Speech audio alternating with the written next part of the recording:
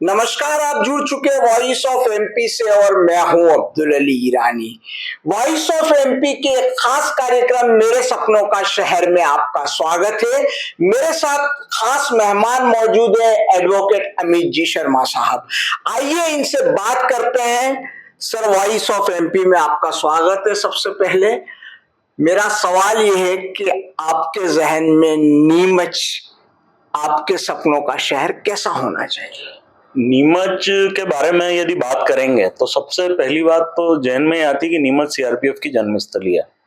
और जब नीमच को एक अंग्रेजों ने एक छावनी के रूप में बसाया था तो नीमच में उसको बहुत अच्छा डेवलप किया था। उसमें कई बड़े बड़े बंगले थे, उनके बगीचे थे, खेत थे, और बहुत अच्छे तरीके से, बहुत सिस्टमेटिक तरीके से उसको बसाया गया था। और वो इसलिए बसाया गया था कि नीमच एक ऐसी जगह पे है कि जो मालवा का जो पठार है, नीमच में आप देखें कभी ना बाढ़ आती है, ना सूखा पड़ता है, कोई ऐसी आपदा नहीं आती है। और नीमच की जो ज्योग्राफी है, जो भौगोलिक स्थिति है, वो बहुत बेहतरीन है। उस हिसाब से जिस प्रकार से उसको जो विकास होना था, जब छावनी बसी थी और जब से लेकर अभी तक, आजादी के बाद से लेकर अभी तक जिस प्रकार का विकास होना था वो हो नहीं पाया है। क्योंकि इसी कारण से हमको ये चलाना पड़ रहा है कि हमारा नीमच जो है सपनों का शहर कैसा होना चाहिए। तो अभी वर्तमान की यदि बात करें तो वर्तमान स्थिति ये है कि नीमच में जो है शहर बहुत अच्छा है, बेहतरीन शहर है, आबो हवा बहुत अच्छी है, पर्यावरण बहुत अच्छा है, परंतु जो डेवलपमेंट होना चाहिए, जो विकास होना चाहिए, वो विकास नहीं हो पाया। नीमच में प्रॉपर्टी के रेट बहुत अधिक है, अत्यधिक है। इंदौर, बॉम्बे जैसी सिटी जो है, शहरों को जो है हमारा जो शहर है वो मुकाबला देता है, क्योंकि हमारी भौगोलिक स्थिति बहुत अच्छी है। परंतु जो विकास होना चाहिए, जिस प्रकार से अब आप देखेंगे, यदि शुरुआत हम करेंगे तो मूलभूत सुविधाओं से यदि हम शुरुआत करते हैं तो हम देखेंगे कि पेयजल की स्थिति सबसे पहले। तो पेयजल की स्थिति जो है, नीमच शहर जब बसा था तो 20 से 25 हजार की जो है जनसंख्या थी। उसके लिए जो जाजू सागर डैम बनाया गया था, उससे नीमच शहर को पेयजल की सप्लाई होती थी। आज वो जनसंख्या बढ़ के 1-1.25 लाख हो गई, परंतु जाजू सागर डैम उतना ही है, कोई व्यवस्था नहीं की गई। आप देखेंगे कि पेयजल की जो प्रत्येक दिन कई शहरों में, मंदसौर में मैंने देखा कि दूसरी मंजिल तक पानी चढ़ता है, परंतु नीमच की स्थिति कि नीमच में जो नल आता है वो बहुत धीरे आता है, आधे पौन घंटे आता है, तीसरे दिन आ रहा है। भले ये दावे कर रहे हैं कि दूसरे दिन नल देंगे, पीने का पानी नहीं है मूलभूत सुविधा में। आप देखेंगे सड़कों के हाल आप देख लो। आप हुड़को कॉलोनी, विकास नगर, इस तरफ यदि आप चले जाएंगे, शहर के अंदर की बात कर रहा हूँ, यदि इस तरफ आप चले गए तो आपके पेट में दर्द हो जाएगा यदि आपने 2 चक्कर उधर के लगा लिए। तो जिस प्रकार का डेवलपमेंट करना चाहिए मूलभूत सुविधाओं में, बिजली की जो सुविधा है, बेशक भाजपा की सरकार में ये चीजें सुधरी है, क्योंकि पहले आज से 15-20 साल पहले जो है इलेक्ट्रिक की जो सप्लाई थी वो काफी कटौती होती थी, परंतु वो नहीं हो रही। बिजली की सप्लाई अच्छे से मिल रही है, परंतु उसमें भी अब स्मार्ट मीटर जो है दिक्कत दे रहा है, परंतु वो सुविधा बहुत अच्छी है। पर जो सड़कें हैं, जो पानी है, जो स्ट्रीट लाइट है, ये चीजें जो है इसको और अच्छे से डेवलपमेंट करना चाहिए। इसके अलावा एक बहुत बड़ी समस्या है हमारे शहर में आवारा कुत्तों की। आवारा कुत्तों से जनता इतनी ज्यादा परेशान है, और कई बार लोगों ने जाके जिला प्रशासन को, नगर पालिका में ज्ञापन तक दे दिए, कई बार मांग की कि जो है हमें आवारा कुत्तों से मुक्ति दिलाएं, परंतु जो है प्रशासन जो है इस संबंध में प्रयास नहीं कर रहा है और नगर पालिका प्रयास नहीं कर रही। कुछ जो है कहते हैं तथाकथित जो है डॉग लवर्स हैं, वो आ जाते हैं और वो आपत्ति लेते हैं नगर पालिका के कर्मचारी, पर आप नियम में रहकर उन पर कंट्रोल कर सकते हैं। एक ये बहुत बड़ी समस्या है नीमच की, तो हमें जो है इससे भी एक मुक्ति चाहिए। तो जैसे बाहर का यदि कोई व्यक्ति आता है और नीमच शहर में देखता है, जब आपकी सड़कें खराब है, आपको पीने का पानी नहीं मिल रहा है, आपकी सड़कों पे आवारा जानवर घूम रहे हैं, कुत्ते लपक रहे हैं, तो आपके शहर की क्या छवि बनेगी? तो वो छवि तो अच्छी नहीं बनी है, तो वो बेशक ही उसको सुधारना चाहिए।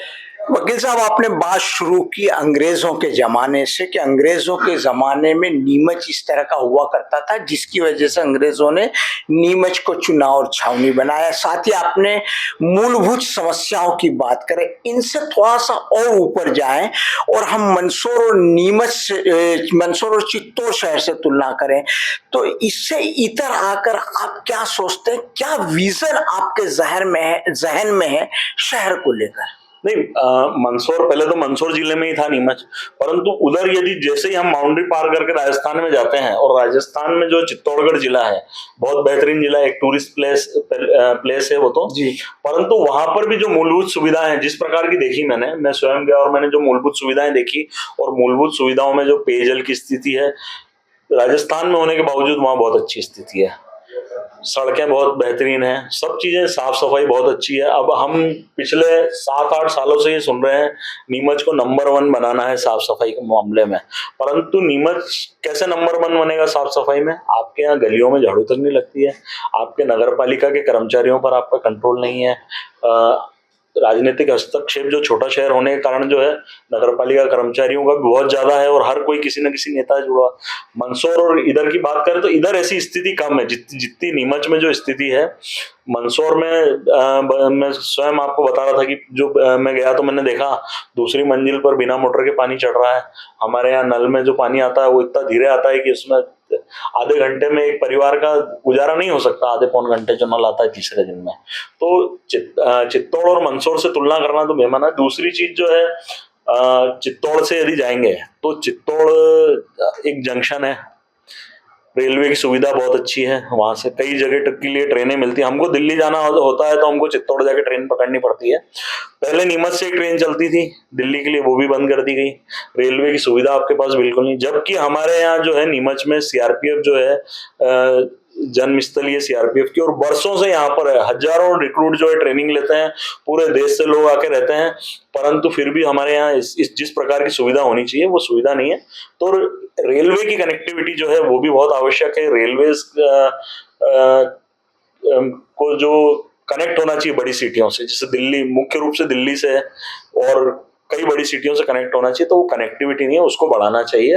और दूसरी जो है बसों का जो है, जो सरकारी बसों का जो होता है वो बंद है मध्य प्रदेश में, तो वो भी कनेक्टिविटी नहीं है। तो नीमच यदि कोई आना चाहे, यदि मान लीजिए उत्तर प्रदेश के किसी शहर से कोई लड़का जिसको सीआरपीएफ में ट्रेनिंग लेनी है और उसको नीमच आना है, तो वो एकदम परेशान हो जाता है कि मैं नीमच कैसे पहुंचूंगा, उदयपुर जाऊं, चित्तौड़ जाऊं, रतलाम जाऊं। तो नीमच की कनेक्टिविटी दिल्ली से होनी चाहिए। आप रेल और बस तक रुके, हवाई सेवाएं भी मांग की जा रही है। नहीं, हवाई सेवाएं की मांग की जा रही है, हवाई अड्डा है हमारे यहाँ, परंतु अभी जिस प्रकार के शहर की जनसंख्या है तो उस हिसाब से शुरू करना तो वो तो मुश्किल लगता है। मेरी जो व्यक्तिगत राय है, उदयपुर में भी इतना बड़ा वो नहीं है हवाई अड्डा जितना बड़ा होना चाहिए, तो इधर की कनेक्टिविटी जैसे हवाई की कनेक्टिविटी तो मुश्किल लगती है, और इतनी यानी क्षमता भी नहीं है लोगों के पास कि चार्टर्ड प्लेन लेके चले जाएं और लगातार डेली यहाँ से कोई फ्लाइट चले, तो ऐसी सुविधाएं भी कम है, तो वो तो मेरे को संभव नहीं दिखता है। 2047 के विजन की बात कही जा रही है, विकसित भारत की। हम विकसित नीमच की बात करें, आने वाली जनरेशन के लिए नीमच की बात करें, तो कैसा नीमच सोचेंगे आप? नहीं, विकसित की बात करें तो मूलभूत, सबसे पहली चीज तो मूलभूत सुविधाएं चाहिए, कनेक्टिविटी चाहिए, आपको ट्रांसपोर्टेशन चाहिए। परंतु आज वर्तमान स्थिति आप देखें, 4 दिन पहले क्या हुआ नीमच में। नीमच के ग्रामीण क्षेत्र में जो है सड़क नहीं होने के कारण बालिकाओं को छोटी छोटी और लोगों को वहां पर जो है पानी के अंदर बैठ के धरना देना पड़ा। तो अपन 2047 के विजन को नहीं देखते हुए पास का एक विजन रखा जाए जिसमें मूलभूत सुविधाओं को बढ़ाया जाए, जो हमारे जनप्रतिनिधियों उस और ध्यान दें, क्योंकि फोटो खिंचाने और बड़ी बड़ी बातें करने से नहीं होता है काम जो है आपको धरातल पे करना पड़ेगा, धरातल पे दिखाना पड़ेगा। पिछले नगर पालिका कार्यकाल में पेयजल की जो बात थी, एक योजना आई थी पेयजल आवर्धन योजना, करोड़ों रुपए खर्च कर दिए गए। हमारे जो नगर पालिका अध्यक्ष थे पूर्व में बात करते थे कि दूसरी मंजिल तक पानी जाएगा, पानी गया नहीं गया। आप बेहतरीन सड़कों की बात करते हो तो 2047 तो काफी दूर है अभी, परंतु जो ये कार्यकाल है अभी, चाहे विधानसभा का हो चाहे नगर पालिका का हो, इस कार्यकाल को साल भर 2 साल जो बचा है इसको इनको बेहतरीन बनाना चाहिए। 2047 तक तो यदि नहीं करेंगे तो दूसरे आके करेंगे, वो तो है ही, परंतु 2047 तक तो काफी डेवलप होगा। पर जो मूलभूत सुविधाएं हैं, जो मूलभूत बातें हैं, उस पर जो है हमारे वर्तमान जनप्रतिनिधियों को ध्यान देना चाहिए। एक चीज और मैं आपके वॉइस ऑफ एमपी के माध्यम से जो है ये बोलना चाहूंगा कि वॉइस ऑफ एमपी ने भी कई बार ये मुद्दा उठाया, जो लीज नवीनीकरण का जो मुद्दा है, बंगला बगीचा जैसा मुद्दा है। आज लीज नवीनीकरण का जो मुद्दा है, हुडको कॉलोनी, विकास नगर, कई जगह हैं 3436 स्कीम नंबर 3436, वहां पर जो है छोटे छोटे प्लाट है और वहां पर लोगों को नगर पालिका द्वारा नोटिस थमाया जाता है कि आप एमओएस का उल्लंघन कर रहे हैं, आपका निर्माण गलत है, हम लीज नवीनीकरण नहीं कर सकते। तो आप एक तरफ तो लीज नवीनीकरण नहीं कर रहे हो लोगों का, उनसे टैक्स कैसे आएगा आपको? आप बंगला बगीचा में व्यवस्थापन नहीं कर रहे हो, गलत कानून बना के, आपके पास टैक्स कैसे आएगा? और टैक्स नहीं आएगा तो आप विकास कहां से करोगे? फिर वही नगर पालिका अध्यक्ष जो है हाथ उठा के खड़ी हो जाएंगे, कहेंगे कि हमारे पास फंड की कमी है, पार्षद कहेंगे हमारे पास फंड की कमी है। तो यदि आपको डेवलपमेंट करना है और 2047 का नीमच चाहिए, तो आपको ये जो बड़ी बड़ी समस्या है, बंगला बगीचा समस्या है, इसमें जो व्यक्ति जो मूलभूत परेशानी आ रही है, जिसमें हिब्बानामा, अनरजिस्टर्ड वसीयतनामा, अनरजिस्टर्ड एग्रीमेंट, पारिवारिक बंटवारा, इन सब चीजों को आप क्यों नहीं लागू करवाते हो? आप चुनाव आते हैं जब वादे करते हैं, परंतु नीमच शहर जो बसा हुआ है 3436 विकास नगर, हुड़को कॉलोनी, बंगला बगीचा क्षेत्र और बगाना और नीमच सिटी, इतने एरिया में बसा हुआ है। बहुत बड़ा शहर नहीं है, परंतु इधर हर जगह अलग समस्या है। बगाना आप जाएंगे तो बगाना में ओवरब्रिज निर्माण, कई बार हमारे विधायक फोटो खिंचा के आ गए, परंतु तो 2047 की बात, 2047 तक तो बनना ही है वो, परंतु अभी कितनी जल्दी आप उधर वहां पर जाएंगे, वो चीज बहुत महत्व रखती है। क्योंकि वर्तमान में यदि सुविधाएं नहीं मिलेगी लोगों को, तो आगे भी मिलेगी ऐसा तो उम्मीद नहीं करते। सर, आपने बड़ी बात छेड़ी है। नीमच सिटी और बगाना, नीमच शहर के ही हिस्से है, लेकिन एकदम एक बहुत पुराने गांव की तरह दिखाई देते हैं। क्या इनके उत्थान और इनके जब तक इनका एक तरह से नए तरीके से योजनाबद्ध इसका उद्धार नहीं होगा, तब तक क्या शहर को बेहतर बनाने की कल्पना कैसे संभव है? नहीं, वही नीमच शहर को जो है बेहतर बनाना है, और बगाना हो चाहे नीमच सिटी हो, यहाँ पर आप क्या करेंगे तो बेहतर बनेगा?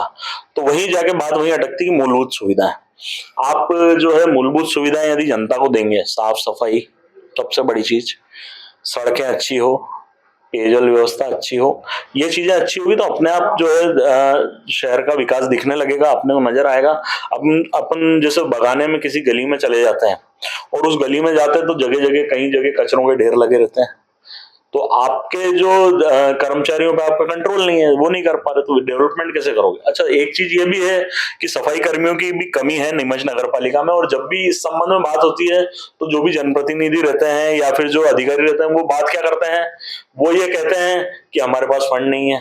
फिर फंड कहां से आएगा आपके पास? फिर आप जमीनें बेचने के उसमें योजना लगती है, परंतु एक जो नगर पालिका होती है उसके पास फंड कहां से आता है? टैक्सेस से आता है, जो संपत्ति कर है, जो जल कर है, इन चीजों से जो है पैसा मूल रूप से आता है। और आप जब तक ये बंगला बगीचा जैसे इनको रेगुलराइज नहीं करेंगे, स्कीम नंबर 3436 में जो आप लीज नवीनीकरण उसको रोक रखा है, उसको आप व्यवस्थित नहीं करेंगे विकास नगर जैसी जगह, तो आपके पास टैक्स कहां से आएगा? पैसा नहीं आएगा तो आप मूलभूत सुविधाएं नहीं दे पाएंगे। आप बार बार जो है उनके आगे हाथ तो फैला नहीं सकते, राज्य शासन या केंद्र शासन की योजनाएं आती है, परंतु सबसे बड़ी दिक्कत है जैसे पेयजल आवर्धन योजना आई, उसमें कहीं ना कहीं भ्रष्टाचार हुआ है। नहीं तो जो आपने बातें करी थी वो बातें धरातल पे लागू क्यों नहीं हुई? आपने कहा था कि पेयजल जो है वो दूसरी मंजिल तक पहुंचे, नहीं पहुंचा ना, लोगों के घरों तक पानी नहीं पहुंच रहा है व्यवस्थित तरीके से। करोड़ों रुपए आपने उसमें लगा दिए। एक सीवरेज लाइन की जो बात थी, सीवरेज लाइन डली नीमच शहर में, जितनी बड़ी चौड़ाई उसकी डलनी थी नहीं डली, उसमें भी कहीं ना कहीं भ्रष्टाचार हुआ है, लोग परेशान है। कई जगह सीवरेज लाइन में उल्टा पानी उसमें रिवर्स जा रहा है। तो कहीं ना कहीं जो है हमारे यहाँ जो है जो राजनीतिक से जुड़े हुए लोग हैं और प्रशासनिक है, इनकी मिलीभगत के चलते और इनके द्वारा जो है जो योजना है उनको धरातल पर सही तरीके से उतारा नहीं जा रहा है। इस कारण जो है ये दिक्कत सारी उत्पन्न हो रही है। और यदि ये चीजें सही से धरातल पे आएगी और इन जो योजनाएं आ रही है शासन की, उस पर यदि बेहतरीन तरीके से काम होगा तो आपको देखने को मिलेगा कि नीमच शहर अपने आप विकसित दिखने लगेगा।